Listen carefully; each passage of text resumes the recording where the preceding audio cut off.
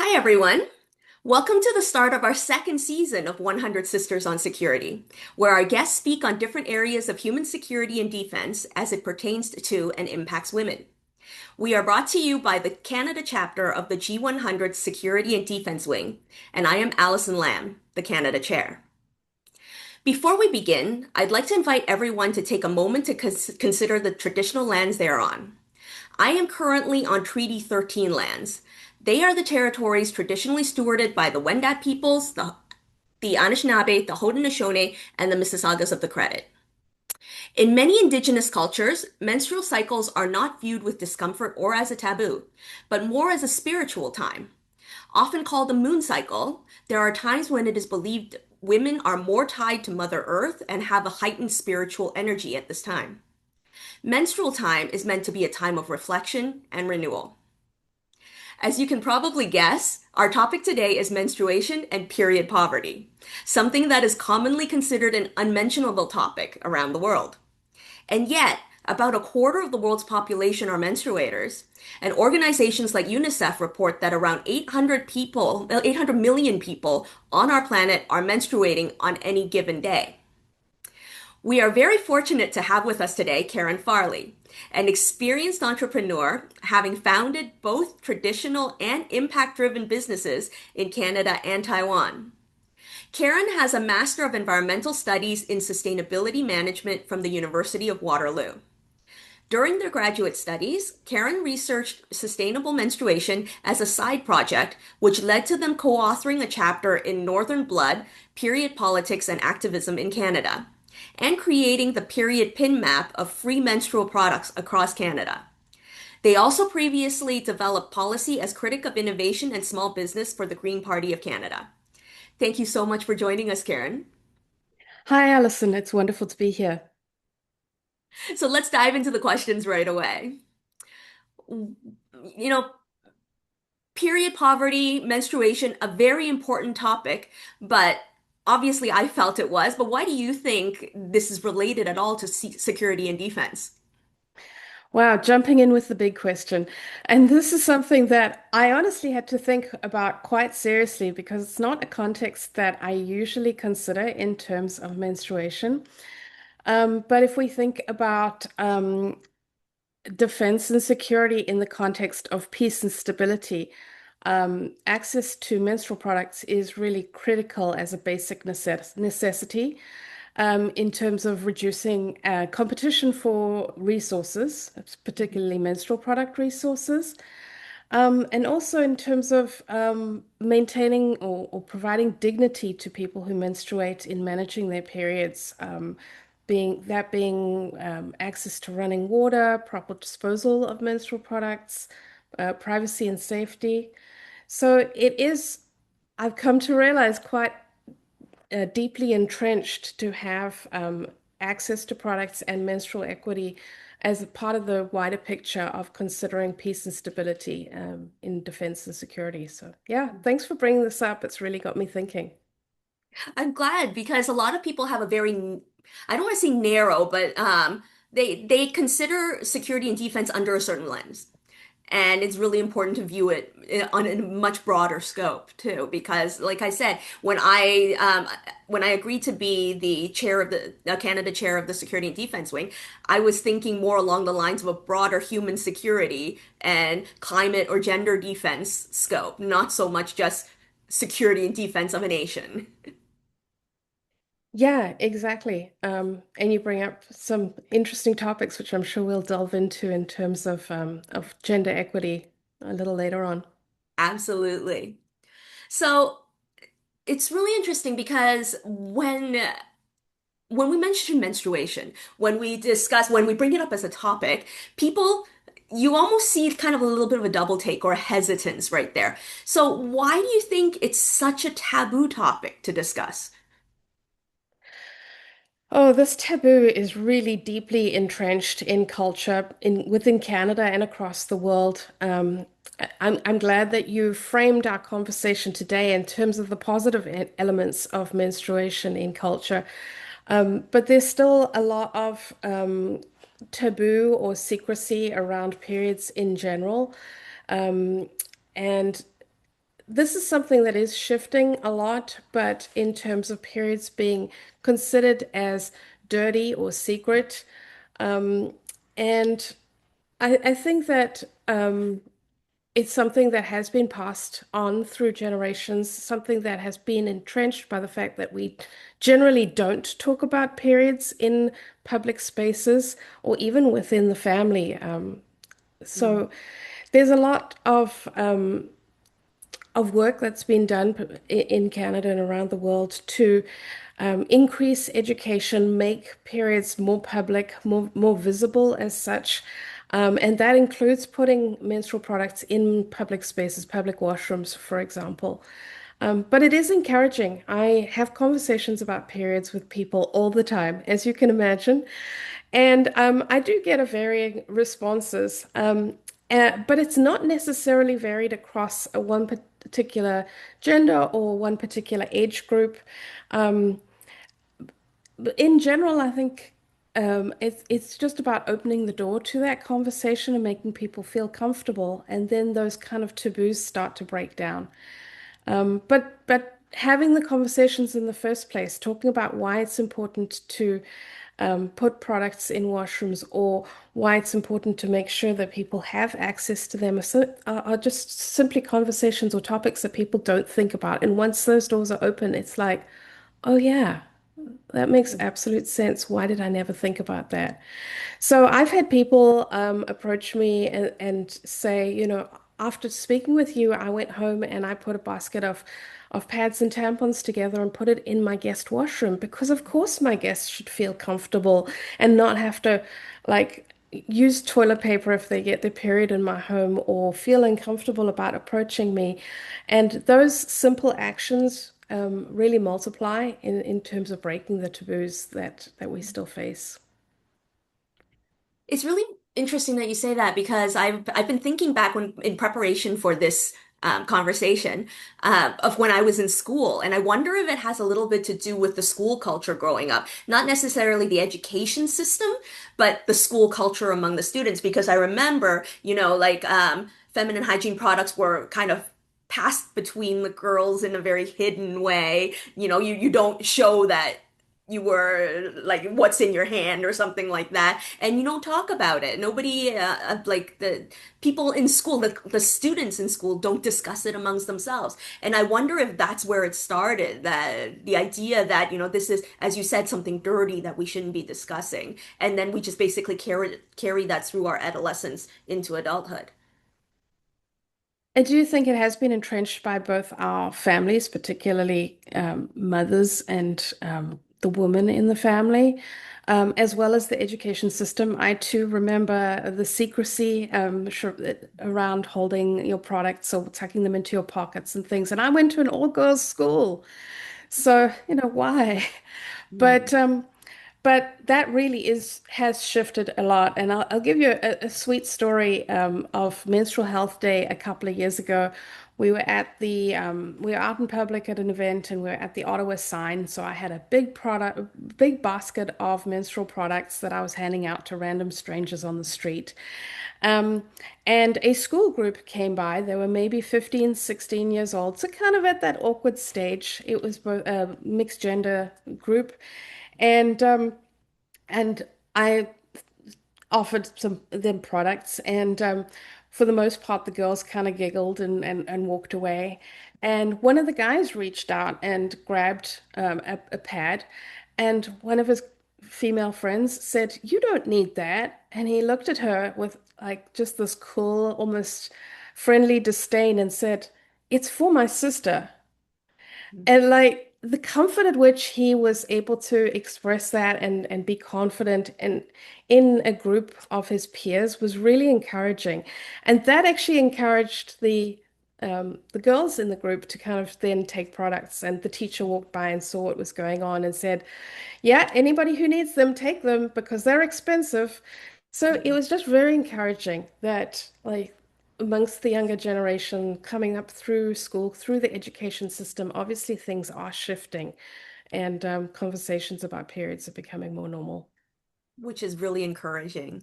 Yeah. But you mentioned the teacher that said these are expensive, and that is so true. So, how are menstruation and period poverty different, do you think, between the global north and the global south? That's a very big question. So, looking at period poverty, being the inability to afford menstrual products, uh, this is something that has become more and more relevant within Canada, particularly in the last few years, with rising prices, the cost of living, um, people having to make the choice between buying food or menstrual products, paying their rent or buy menstrual products, getting school supplies or buy menstrual products. And you can imagine that menstrual products get shafted and people make the other choices that they need to make for their daily lives. If we think about within Canada, that 1 in 4 people who menstruate have struggled to access menstrual products when they need them, meaning being able to afford them. That's a huge number, a really surprising number. Mhm. So in the global south, that kind of experience of period poverty is tenfold, 20-fold, 100-fold. I don't actually have a number behind how many people, but I would say at least 1 in 2, if not almost all people struggle. Um, so yeah, it's a universal issue, especially for something that is such a basic necessity, particularly in places with strong public infrastructure. We don't even question whether we have toilet paper in a washroom. It's just there. So Mhm. period products should be too. And I would say in the global south, these conversations are even more exacerbated when we think about the perhaps the lack of public infrastructure or the lack of suitable public infrastructure around managing your period. So access to washrooms, access to running water, um, access to proper disposal of menstrual products. And something as simple that we take for granted every day here in Canada, the privacy and safety to manage your period on a daily basis. So some people might be using other products or other materials to manage their period, like toilet paper, like used clothing, even grass or leaves, and those kind of things can cause huge health issues for people who menstruate and don't have proper access to safe materials. And then, of course, there's the people in global south, young girls who can't afford menstrual products and therefore don't go to school, and then they miss out on their education and to be able to develop careers later in life as well. Absolutely. That's a very big concern is people who either miss, say, 25%, 1 week a month of their education due to their period, um, or drop out of school altogether because they can't manage their period and their education with dignity and safety. And then, of course, this ties back to what we were saying about the taboo as well, because if I could sometimes wonder if girls felt safer, and I and are more able, more free to share their concerns about period poverty, if they were in a situation where they needed help, if it weren't such a taboo topic, would they be more willing, to reach out and ask for that help?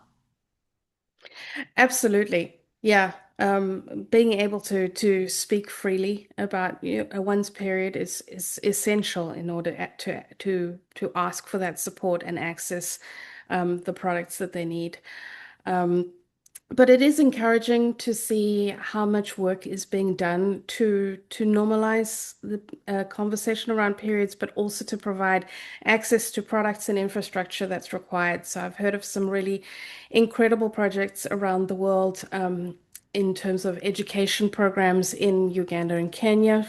as an example, as well as projects to provide menstrual products to particularly young menstruators in schools, as well as some really innovative products around creating menstrual products out of materials that are available. So byproducts of agriculture, for example, using banana fiber to create menstrual products. So there's a lot of really interesting things happening around the world to to normalize the conversations and education, but also to provide alternatives to the mainstream commercial products that are available. I'm really glad that there's more focus on innovations now on these because sometimes when you don't talk about it, you also don't think about it and you don't think about innovating. So I'm really glad to hear that. But we already discussed why this is a taboo topic, but another reason that we haven't quite touched on yet is it could end up being controversial with respect to gender. So let's focus on that a little bit because you'll notice in the beginning I didn't necessarily talk about women and girls. I talked about menstruators.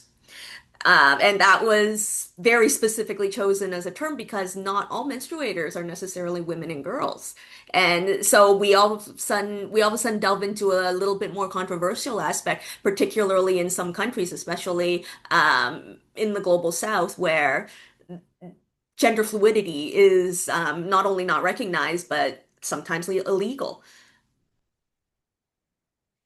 Yeah, this is a tough aspect. As you say, not all women menstruate and not all menstruators are women. And that's something that's quite hard for people to get their heads around often. But again, a little prompt in the right direction gets people thinking about the wider gender conversation and that trans men, intersex individuals might menstruate as well. And so it's really important to provide products universally, not just based on a particular gender. And that means providing products in all washrooms, for example. And yeah, I've heard people talking about like, why do we need products in men's washrooms? Men don't menstruate. And you kind of guide them towards this as an important inclusivity conversation. And it suddenly becomes like, yeah, of course they do. And I know some people are concerned that that means that perhaps boys might see menstrual products and that's as simple as like, well, shouldn't they? I mean, they would see menstrual products in the washroom at home, so why not in public spaces? It's an opportunity for education there as well, and just making menstrual products available to everybody, I think is just yeah, really essential to this wider conversation of equality and reducing the taboos. Um, yeah. And sometimes it's a struggle against the institution as well. So the public might be all right with having products in all washrooms, but the institution itself might not. And I have argued with certain institutions before about having products placed in all washrooms, regardless of gender, and have been met with a lot of obstacles and even blank refusals. Yeah, and that can happen certainly in certain religious or cultural contexts, for example. But with the work that we're doing with Period Pin, we approach many organizations across Canada and invite them to be on the map if they offer menstrual products. And part of that is a commitment to inclusivity. So we do encourage menstrual products to be provided in all washrooms, but if there is some resistance, then we certainly encourage menstrual products to be provided in any all gender washrooms as a first start, as a first point. So any washrooms that maybe have family access or are accessible to any gender, and at least that open widens the door to who can get products. Um, but we get very little resistance in terms of that. I think for the most part, organizations that are providing products in the first place are open to providing them for everybody. As well as in 2003, the Canadian government made it mandatory for all federally regulated workplaces to provide menstrual products in all washrooms, regardless of gender. So I think that also opens the door to normalizing that as a practice. It would be great to see that required for all public spaces and all businesses across Canada, but we still have some work to do. And as you say, there are some challenges around the world. But some countries are really leading in this regard. And some, as I mentioned earlier, that might be surprising, where they do have a where they do make gender fluidity illegal, but still provide education around menstruation. So it kind of opens a door there to conversations within their own communities as well. That's interesting. I hadn't realized that even places where gender fluidity is illegal, they're still providing that education. That's really inspiring. And that it inspires hope, basically. Yeah, it does. That even if governments aren't doing the right things, organizations on the ground are, and that feeds into the community and families and individuals. Yeah, it does inspire hope. So, what can we do, the listeners and the viewers from today, or the general public, what can we do to remove the stigma, so to speak, and increase visibility on menstruation and period poverty? Well, having these conversations is definitely the first aspect of that. Just becoming more comfortable to talk about periods, period products, and also using language that is inclusive. So, we mentioned earlier that we use menstruators or people who menstruate. Also considering what we call products. So, traditionally called feminine hygiene or sanitary products, we can simply use the word menstrual products or just use the name of the products: pads, tampons, menstrual cups, period underwear. Um, those kind of things really go a long way to breaking down those stigmas and exclusions around the conversation of menstruation. And in terms of increasing visibility, if someone has access to a public space, making sure that there are products in that. So that includes, what I mentioned earlier, in your own washroom at home, washrooms in the workplace, even workplaces where it might not be required, as well as campaigning to different levels of government to ensure that products are provided within cities, municipalities, provinces, and obviously the federal government being more widely. Um, so, yeah, I think the more that we can make it normal within our own daily lives and our own spaces, the more it will normalize more generally in our society. I've heard of some places where they considered, I don't know if they ended up doing it, but where they considered not putting the products in the washrooms, in all the gendered washrooms, but leaving them outside near the washroom area. So not only is it not separated, so that it's in the washrooms themselves, but also it's more visible. So anybody could see it and anybody can grab it no matter which washroom they're going into. Yeah, and that's certainly a strategy, especially for smaller organizations that maybe don't have the capacity to maintain the product supply in all washrooms.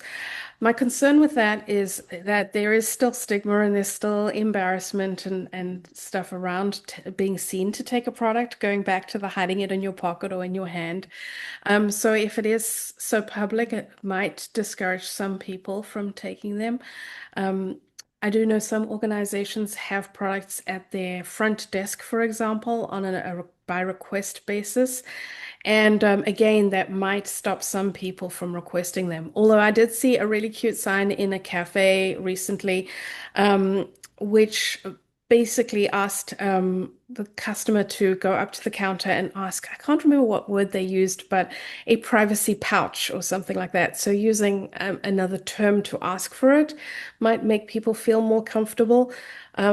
which does go slightly counter to the let's be as public as possible. But again, we're in that interim space where we need to make sure that people who are completely open with talking about periods are accommodated, as well as people who might still be struggling with some of those stigmas. Um, and then I have seen period pantries or period cupboards where there might be somewhere that someone can literally just go and access without asking anybody, without even entering the business or other organization that they're at, and just access products like you might with a food cupboard or food pantry. So that is very encouraging to see different methods being implemented in different spaces. And people are trying to be creative in the way that they're encouraging the conversation. Absolutely. Yeah. Yeah.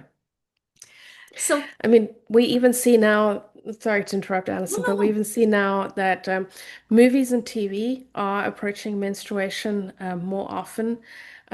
So there might be something as simple as a scene where somebody comes up to the colleague in their office and asks for a period product, or we might have that as one of the themes of the movie, like what was it, Turning Red? Um, so it's becoming more open and more popular in terms of the media as well. Excellent. So we're almost approaching the end right now. Did you have any final thoughts to share with us, Karen? Um, I think that we've covered a lot of bases today. It's really encouraging to see what is happening in Canada and across the world. And I think, as I've said a couple of times now, that the more that we can have these conversations and normalize it. So I really encourage folks to think about how they talk about menstruation or not in their own contexts, um, and and think about how they can perhaps make it easier for people to access the resources that they need in their homes, in their workplaces, schools, and campaign for those things, to ask for them, to make it more of a normal conversation where we might say, well, we're out of stock of toilet paper. Could you refresh that? Is just the same as asking for menstrual products. And perhaps also be a little creative in the way that these conversations are engaged. Absolutely. Yeah.